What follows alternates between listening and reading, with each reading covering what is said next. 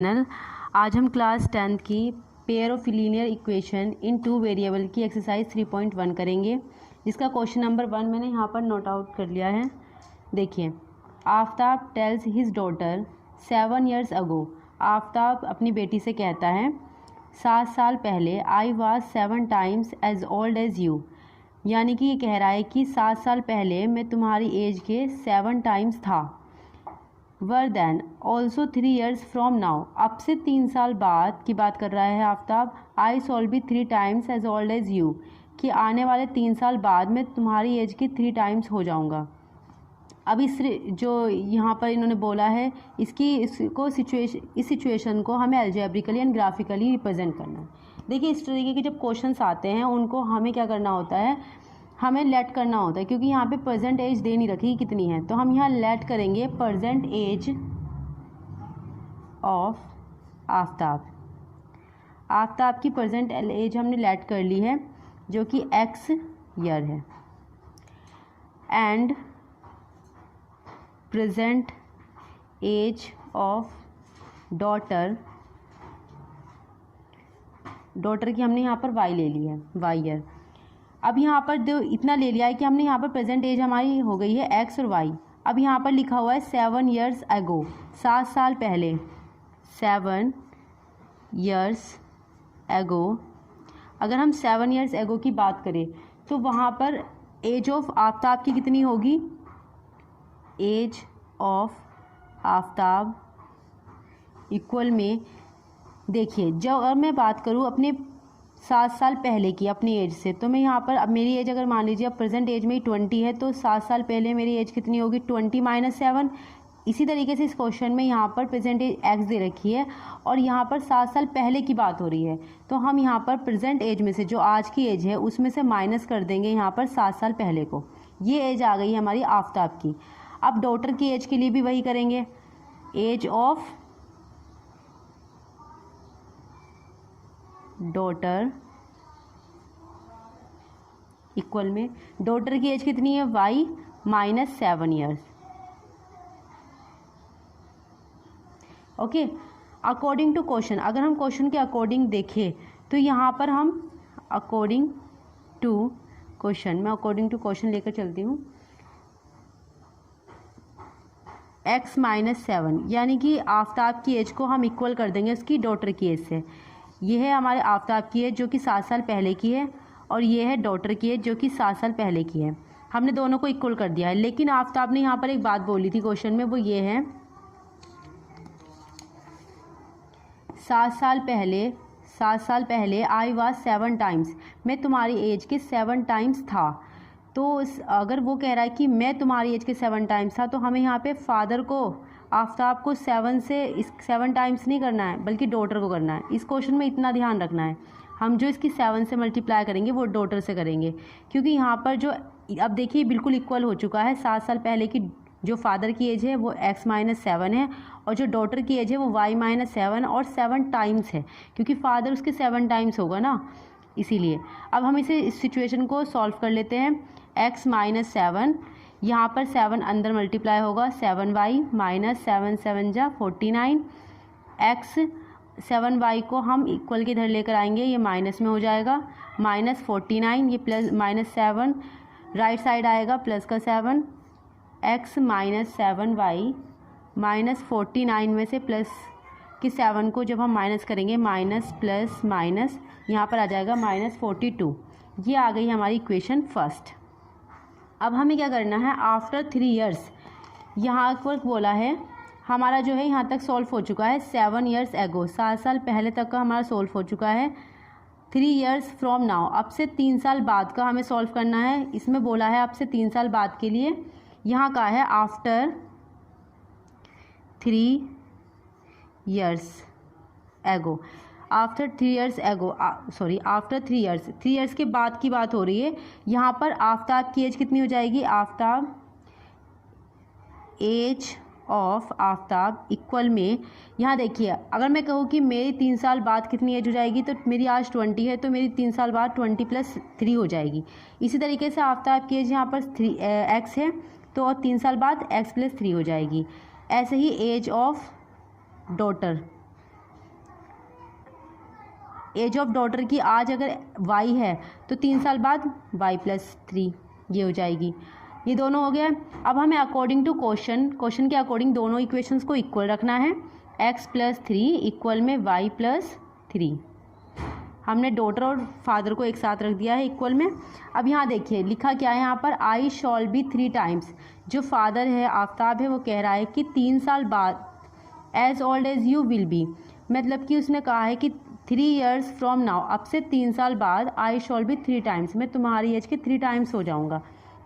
यहाँ father 3 times नहीं होगा, 3 टाइम्स तो होगा, लेकिन यहाँ पर हम फादर के आगे नहीं करते हैं, हमेशा डॉटर के आगे करते हैं। ठीक है, इसमें इतना सा ध्यान रखना होता है वरना क्वेश्चन गलत हो जाएगा। अब ये इक्वल हो चुका है। ओके, x+3 इक्वल में 3y प्लस में 9, 3 से 3 की मल्टीप्लाई हुई, x ये 3y लेफ्ट साइड आएगा, 3y माइनस में हो जाएगा, 9 minus 3 x minus 3y equal में 6।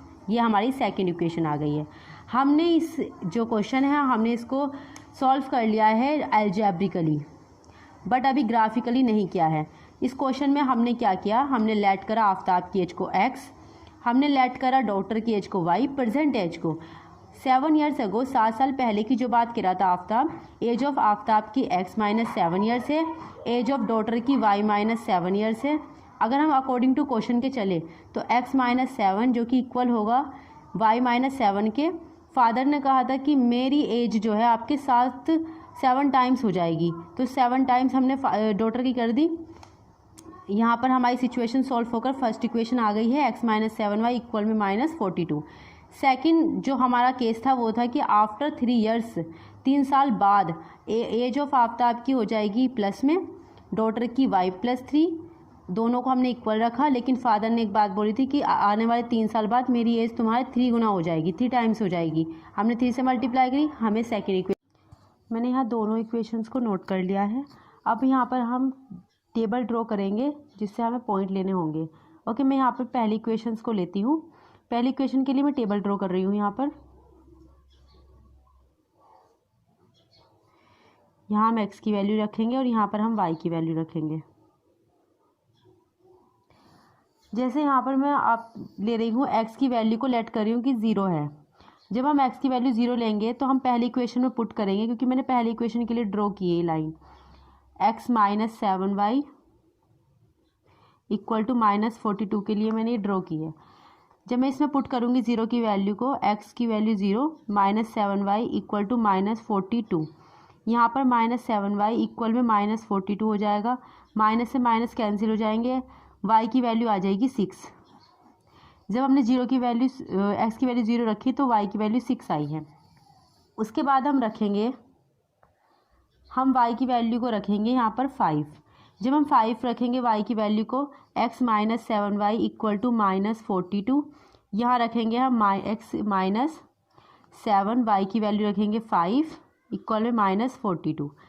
यहाँ पर x माइनस 7 पंजे 35 इक्वल में -42, x इक्वल में -42, ये माइनस का है लेफ्ट राइट साइड आकर प्लस का हो जाएगा +35।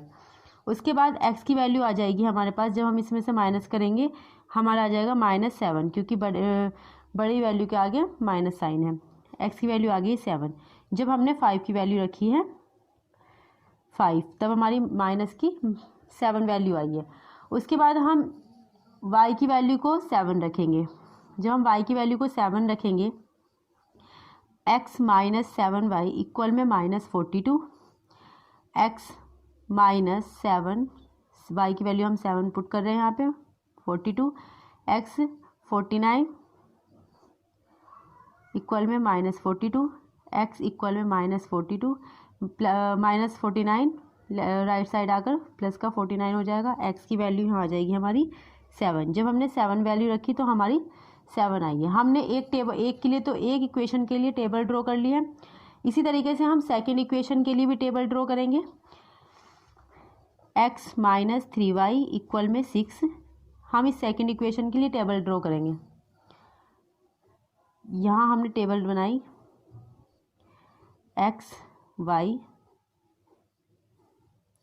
अब हम क्या करेंगे, अब हम यहाँ क्या करेंगे, सेकेंड इक्वेशन में मैं यहाँ पे y की वैल्यू रखती हूँ 0। जब मैं y की वैल्यू 0 रखूँगी, x माइनस 3 यहाँ पर मैं 0 रख रही हूँ, y की वैल्यू इक्वल में 6, x यहाँ पर 6 आ जाएगी वैल्यू। जब हमने यहाँ पर y की वैल्यू को 0 रखा तो हमारी x की वैल्यू 6 आई है। ओके, उसके बाद मैं यहाँ पर x की वैल्यू 3 रख रही हूँ।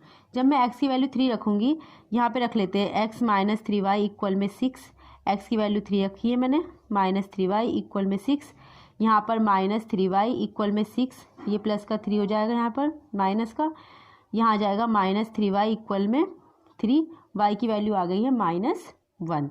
जब हमने x की वैल्यू रखी थी 3 तो माइनस आई है, -1 आई है y की वैल्यू। उसके बाद हम x की वैल्यू को 0 पुट करते हैं। जब हम x की वैल्यू को 0 पुट करेंगे तब हमारे पास आएगा x, यहाँ पर 0 पुट कर देते हैं, -3y इक्वल में 6, -3y इक्वल में 6, y की वैल्यू आ गई है हमारी 6/3, y की वैल्यू -2, यहाँ आ गई है -2। अब हम ग्राफ ड्रॉ करेंगे इसके लिए, तो चलते ग्राफ की ओर। हमारे पास दोनों एक पॉइंट्स मिल गए, दोनों के लिए हमने टेबल ड्रॉ कर दी है, एक टेबल ये रही और एक टेबल ये रही। उसके बाद हम ग्राफ ड्रॉ करेंगे। देखिए मैंने यहाँ पर ये टेबल ड्रॉ कर ली है, इस तरीके की आपको भी करनी है। उसके बाद हम इसके ऊपर ग्राफ बनाते हैं। ओके, चलिए बनाते हैं। देखिए मैंने यहाँ पे 2 टेबल ड्रॉ की थी। पहली टेबल को देखते हैं। पहले हमने यहाँ पर लिया था x की वैल्यू 0 ली थी और y की 6। x की वैल्यू 0 है, y की 6। यहाँ पर हमारा पॉइंट आता है और यहाँ पर हमने इसको मार्क कर लिया है और यहाँ लिख देते हैं जब हमने 0 ली है x की वैल्यू, y की वैल्यू हमारी 6 है। उसके बाद सेकंड पॉइंट है हमारे पास -7 हमारा x है और y हमारा 5 है, -7 और y हमारा 5 है। तो ये पॉइंट आएगा इस जगह, यहाँ पर इसको मार्क कर लेते हैं, कर दिया, और यहाँ पर लिख देते हैं -7 और 5, ये हमारे पॉइंट्स है। उसके बाद हम थर्ड पॉइंट लेंगे 7 पे 7, यानी कि x की वैल्यू भी 7 है और y की वैल्यू भी 7 है। ये हमारा आ जाएगा इस साइड 7 7। अब हम इन पॉइंट्स को मिला देंगे स्केल की मदद से।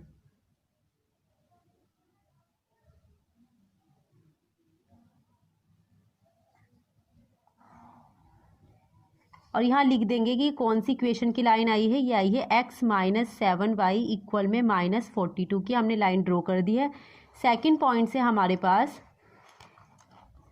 यहाँ पर देखिए सेकंड पॉइंट्स के लिए हमने यहाँ पर x की वैल्यू 6 ली है और y की वैल्यू 0।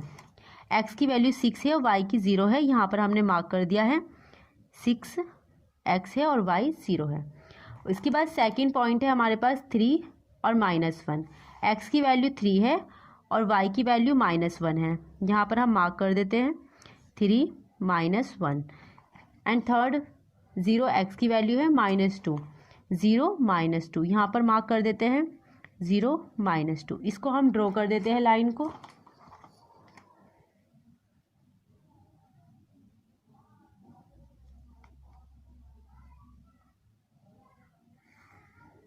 और हम इस इक्वेशन को इस पर नोट कर देंगे x माइनस 3y इक्वल में 6। ये हमारा क्वेश्चन यहाँ पे कंप्लीट हुआ।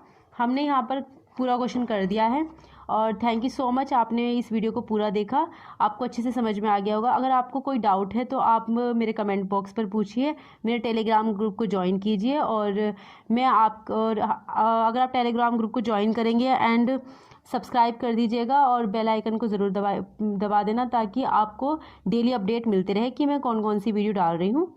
और थैंक यू सो मच।